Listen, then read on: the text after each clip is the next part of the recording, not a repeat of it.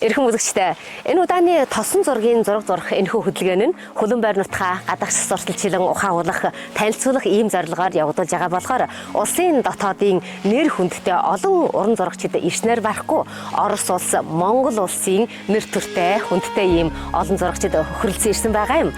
Ингээд одоо энд яг Монгол улсын нэрт уран зураач, их сургуулийн уран зургийн багш Батбаатар яг сайхан одоо зураг зурж байна. Ингээд түүний сэтгэлээс хуваалцъя. За сайн байна уу? Сайн явж ирсэн үү? За. Өнөөдөр энэ тасханд ирээд ямар зураг зурж гинөө та ер нь? Миний хувьд энэ гоё тосон бол аягүй их таалагдж байгаа. Тэгээд яг одоо Монголд байх харагдахгүй тэр гоё орчин нөхцлүүд нь бүр аягүй гоё харагдсан учраас энэ ой модтой энэ зүгийг бас харж зурх. За тийм байна. За энэ зургийн хувьд яг вэ гэхээр бид нар тал нутаг гэр мал зурдаг бол одоо энэ хятад нутагт ирээд яг арай өөр байгалийн онцлог, өөр тосхон, өөр гацаа зурна гэдэг бол яг зураач хүний хувьд аюу гоё одоо маш гоё сэтгэл төрж байна. Тэгээд яг энийг юу өдрийн өглөө маш их харсны эцэс энэ байрал дээр сонгоод зам болон одоо ингээд юуны сараалчин хашаа тэгээд уул юу мод оруулсан энэ их гоё зураг зурж байгаа даа байна та.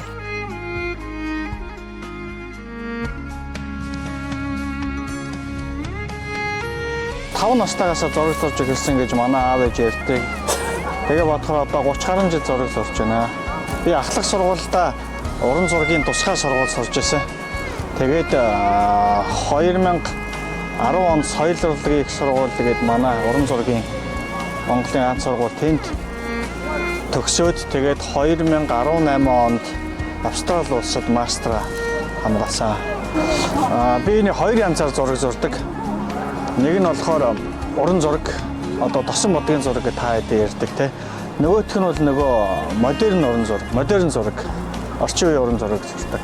Олон улсын нөгөө нэг наадмууд болдог. Бинал, тернал гээд тэр наадмуудад бол оролцож байсан. Тэгээд тэр нь өөрөөсөө уран бүтээлчийн хувьд бол одоо бидний хувьд хамгийн том одоо дэсийн тим юу уралдаан болдог. Зураачдын хувьд бол хамгийн гоё зүйлтэй. Нэгдүгээрт нь үзэсгэлэн гаргах, хоёрдугаарт нь ингэж хамтдаа явж олон улсын зураач нар хамт зураг зурж биенээсээ суралцаж ер нь бол уран зургийг их сургууль гэхээсээ илүү яг ингэж явж сурдаг гэж би ойлгодог. Би өмнө яг ингэж 7 удаа ирэхтээсээ зурж байгаагүй. Тэг яг явж зурх юмсан гэж бодож ирсэн. Энэ удаа маш их ажилтаа байсан ч гэсэн би бүр яг хөсөж өөрөө ирсэн. Яг заавал зурна гэж бодоод. Надад бол улсын зураачдын өнгө нь өөр байдیں۔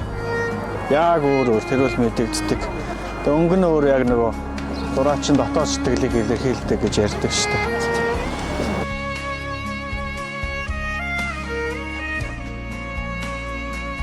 Тэгэхээр одоо өөрөө бол багасаа ингээд уран зураг зурж эхэлсэн хүний хувьд ер нь уран зураг гэдэг хэр багасаа эхэл сурвал сайн юм уу? Эсвэл одоо аль наснд эхэл сурвал сайн юм? Энэ талаар та өөрийн ойлголтоо яриуд.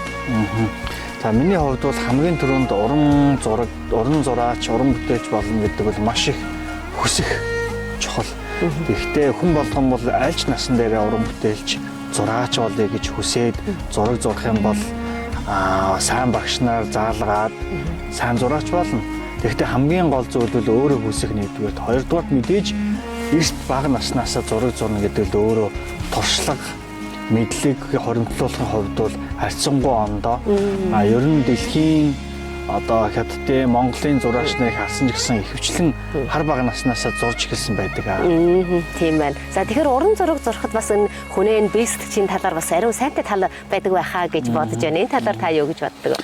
За би бол ингээд уран зураг зурхтаа ихэвчлэн хөдөөвөр заримдаа урландаа явж зурдаг. Мэдээж энийг дагаад цэвэр агаарт алхах, байнгын хөдөлгөөн хийх, тэгээд сэтгэл санаа бол ингээд олон хүнтэй газар байхаасаа илүүтэйгээр ганцаараа байх энэ төргээд маш давуу тал ихтэй байгаа.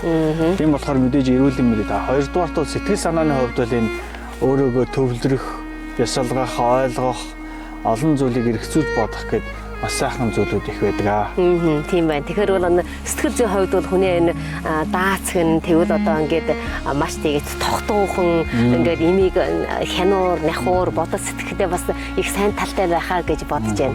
За тэгэхээр ер нь Монгол улсын уран зургийн дагуулга онцлог нь хаана байдаг гэж та бодож байна? За бидний хувьд бол хамгийн гол зүйл өнгөндөө байгаа гэж боддог. Олон орны уран бүтээлчнэр хараад Монгол зураачдын өнгө илүү тод хурц ялгарл ихтэй гэж хэлдэг. Тийм болохдоо энэ өнгө гэдэг бол тухайн улс орны уран бүтээлчийн дотоод сэтгэлийн илэрхийлэл байдаг болов уу гэж бодож байна. Одоо ингээд уран зураг зураад туршлагаа солилцоход хамгийн их ол юу байна? Энэ маш чухал санагддаг. Яагаад тэгэхээр өөрийнхөө алдаа дутагдлыг хамгийн түрүүнд олж харах. Хоёрдугаарт бусад уран бүтээлчнээс суралцах. Энэ бол их сургуульд сурахгүй зүйлийг суралцж байгаа хэлбэр. Тэгээд яг зурж байгаа сайн зураачийг зурж байгааг үйл явцыг хараад өмнө тэрийг чадахгүй байсан зүйлийг би ингэж зурж болох юм байна гэж харж сурж аавна гэдэг бол хоёрдугаарт өнгө. Тэгээд нөгөө гэрэл сүүдэр гээд маш нарийн юмнуудыг сурдгаараа онцлогтой. За тэгэхээр өнөөдөр ингээд манай хөлөн морь нутагт хурж ирлээ. Бид нар чинь бас их олон газруудаар ингээд зураад явлаа шүү дээ. Танд ер нь энэ удааны нэг төрчний хөлөн морь нутаг ямар шиг санагддаг вэ? Ямар төрөлтэй байна? Маш сайхан нутаг байна. Тэгээд надад боломж авах юм бол дахиад 10 хоног зурмаар байна. Тэгээд энэ нутагт дахиж ирж бас зурах хүсэл дүүрэн буцаж байна.